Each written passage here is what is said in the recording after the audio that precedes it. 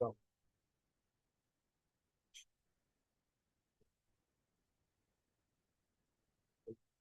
this is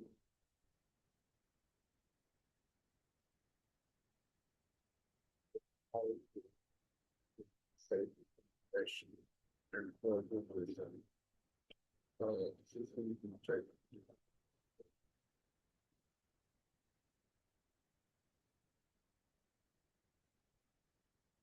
And the ChatGPT,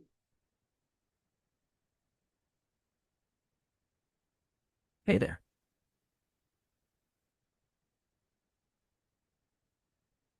to make a decision of how to practice self-compassion and helping yourself. Yeah. And this regarding the first question, what is self-compassion and why is it important? Mm. Seems like you're getting into some deep reflection here. What's on your mind? What's feeling off for you? My question is, what is self-compassion and why is it important? Let me check on that. So, self-compassion is basically treating yourself the way you'd treat a good friend who's struggling. Instead of beating yourself up, you acknowledge the pain, you recognize that imperfection is part of being human, and you try to respond in a balanced, caring way. It's important because it tends to build resilience, lower stress, and yeah, actually helps people stay motivated instead of giving up because it shifts that voice in your head from you're not good enough to more like you're human. Keep going. Okay, next question. How Okay, is self-compassion different from self-esteem? hang on a second. So, self esteem's about how good you feel about yourself, often tied to success or comparison. But self compassion is how you treat yourself when things go wrong. It's more stable, less dependent on winning or approval. Okay, why do people often struggle to forgive themselves? Hmm. A lot of people get stuck in guilt, perfectionism, or fear that forgiving themselves means letting themselves off the hook. But self forgiveness doesn't mean ignoring mistakes, it means acknowledging them, learning, making amends if you can, and letting yourself move forward instead of staying trapped in self punishment. Okay, what are the signs of a lack of self-compassion? Let you see. Signs can include being very self critical, trouble forgiving yourself, perfectionism, harsh self talk, comparing yourself constantly to others, or feeling ashamed to ask for help. If you're often stuck replaying mistakes over and over, that's usually a clue. Okay, how does self-criticism affect mental health? Good question. Constant self criticism can raise stress and anxiety levels, chip away at self confidence, and it's linked to depressive symptoms when it gets persistent. By contrast, practicing self compassion is associated with greater well being, more resilience, and healthier coping. Basically, same mistakes, different inner soundtrack. What are three main components of self-compassion? Checking. According to psychologist Kristen Neff, the three are self kindness, common humanity, and mindfulness. Approach. Why is forgiving yourself essential for personal growth? Check it. Because without self forgiveness, guilt and shame can keep you stuck. Self forgiveness lets you take the lesson without carrying the weight. It keeps you learning instead of looping in regret. That's how growth sneaks in. You make peace with being imperfect while still aiming higher. Okay. Why is forgiving yourself essential for personal growth? And how can self-compassion improve emotional well-being? Checking. They're closely linked. Self forgiveness frees you from sticky guilt, so you can actually learn from mistakes instead of just ruminating. And practicing self compassion softens that inner critic, helping you cope more gently during setbacks, which lowers stress, builds resilience, and supports steadier emotional well being over time. Basically, it lets you treat yourself like a decent friend, not a courtroom judge. What role does mindfulness play in self-compassion? Checking. Mindfulness helps you notice tough emotions without over identifying with them. It's the anchor that lets self kindness and common humanity kick in rather than spiraling into self blame. So you can respond instead of react and make choices that actually help rather than punish. That's kind of the magic piece. How can you recognize negative self-talk?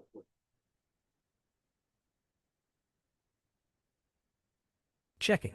Start by noticing the tone and content of your inner dialogue.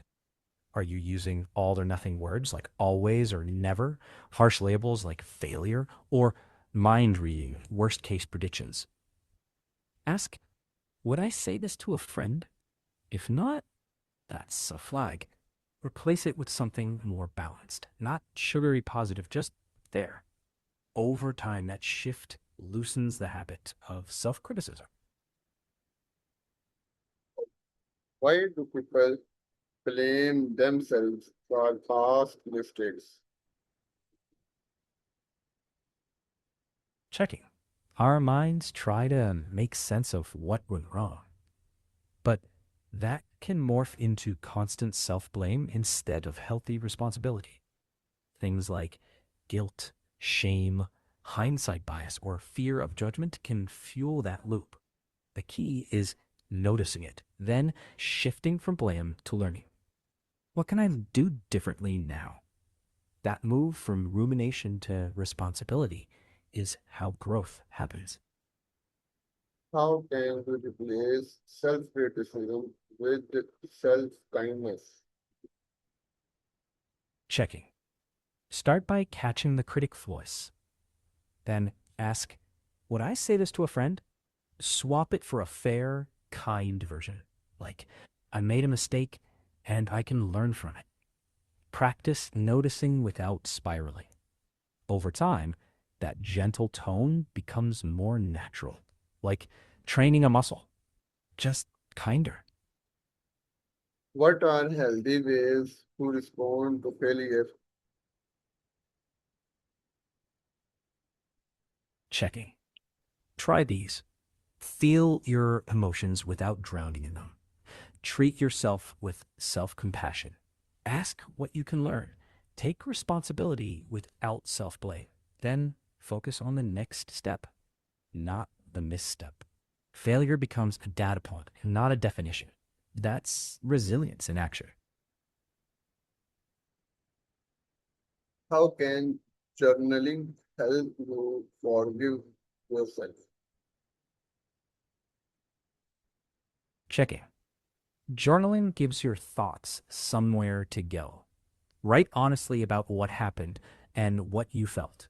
Then gently shift to what you learned and what you could try next time. It turns rumination into reflection and self blame into growth. Why is accepting imperfection important?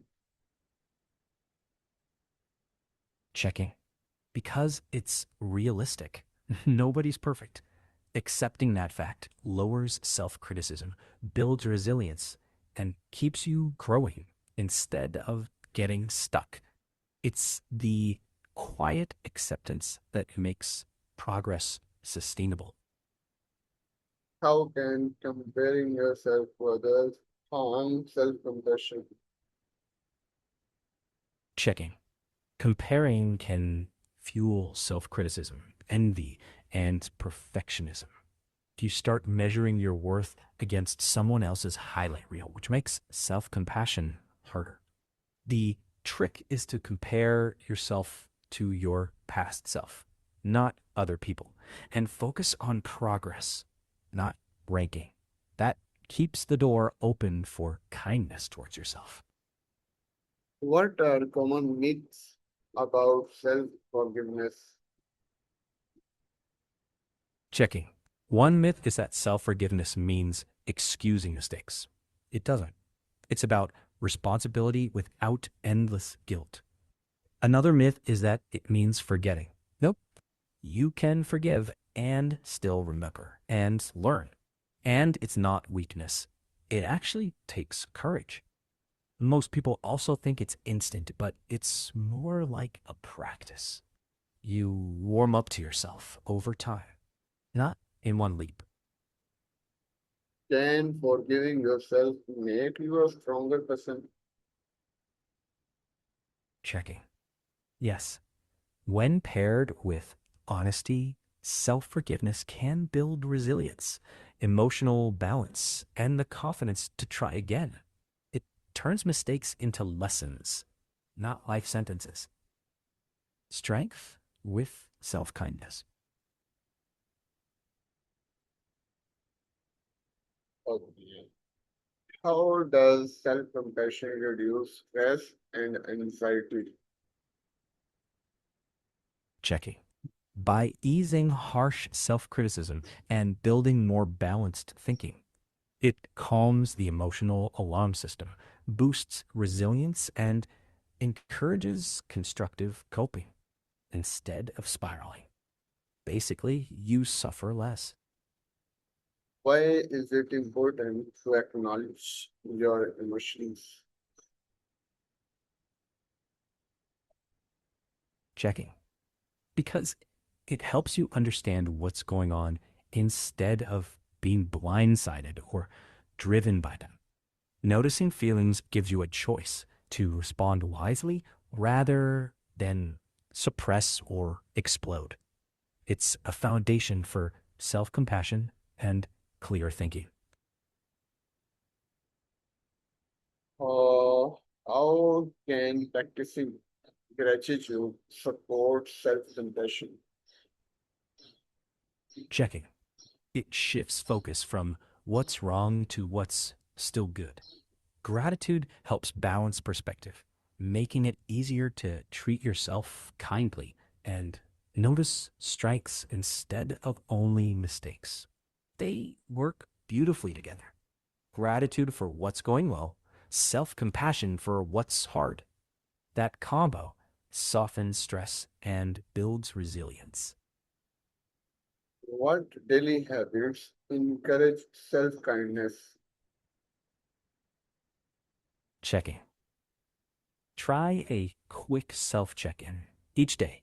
Mindful check ins, compassionate self talk, a short gratitude journal, reflecting on what you learned at day's end, and basics like sleep, movement, and healthier expectations. Small, kind steps stacked daily. That's how self kindness sticks. How can meditation improve self-compassion? Checking. Yeah, by building mindfulness, noticing negative thoughts without instantly believing them, regular practice like loving kindness meditation helps replace self criticism with kindness, making self compassion more natural over time. Why is it important to let go of guilt? Checking. Letting go of guilt frees energy for growth. Guilt can teach briefly, but holding on to it too long drains well being. Releasing it doesn't mean ignoring what you did, it means learning from it, making amends if needed, and moving forward with self compassion. That balance supports resilience, clearer choices, and healthier relationships. What is difference between guilt and shame? Checking. Guilt is about behavior. I did something wrong. Shame targets your identity. I am something wrong. Guilt can nudge repair. Shame usually drags you down. Self compassion helps you work with guilt constructively without sliding into shame. That distinction really matters. How can you learn from mistakes instead of dwelling on them? Checking. Shift from self blame to self reflection. Ask, what can I learn here? Make a small change and let the lesson, not the shame, steer you forward. Why do perfectionists often struggle with the self-forgiveness? Checking. Perfectionists often hold unrealistically high standards, so mistakes feel intolerable. That makes self forgiveness feel like lowering the bar, even when it's not. Shifting from perfection to excellence helps. You can hold yourself accountable and treat yourself fairly. That balance makes self forgiveness possible. How can setting realistic expectation help? Checking. It keeps goals doable, which reduces stress and makes room for self compassion.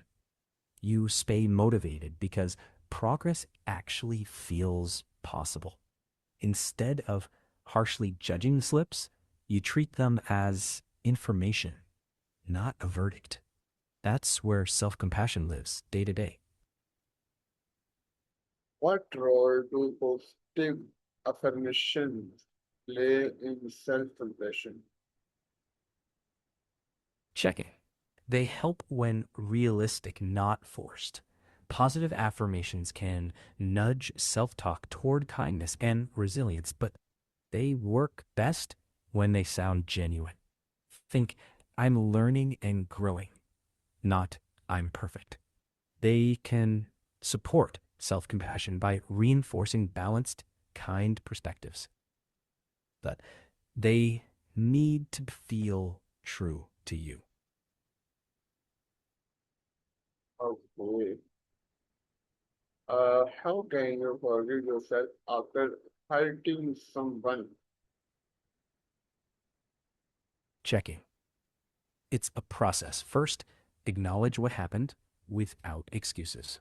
Try to make amends if you can. Learn from it.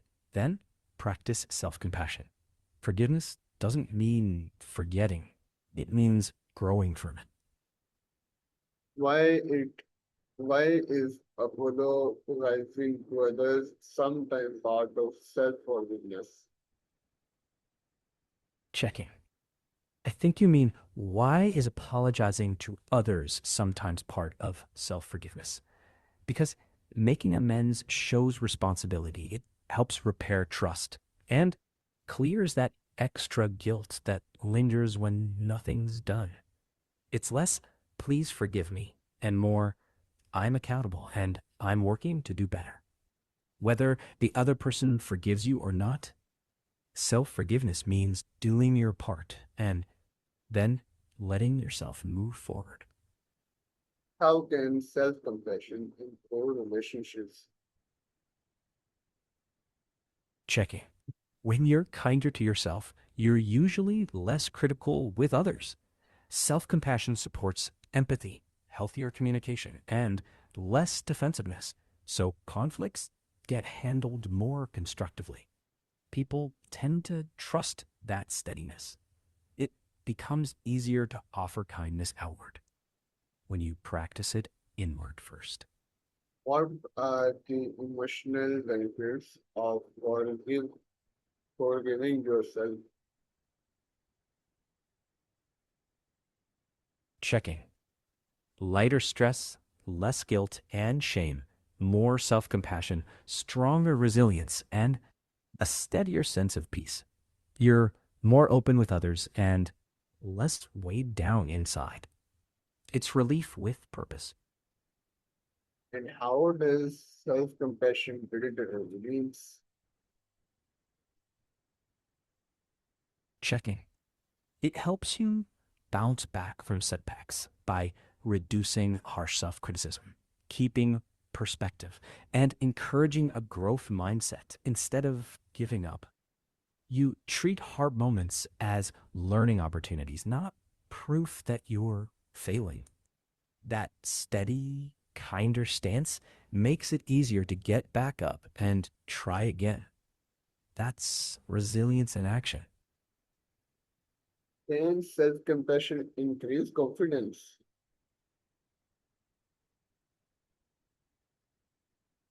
Checking. Yes, different from self esteem, it's confidence grounded in steadiness.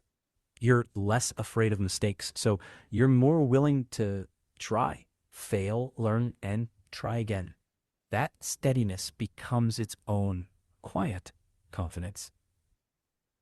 Why is it important to treat yourself like a friend? Checking. Because if you treat yourself like a friend, you speak to yourself with honesty and support instead of harshness. That tone makes it easier to learn, stay resilient, and keep moving without beating yourself up. It doesn't mean lowering standards, it just means no self attacks.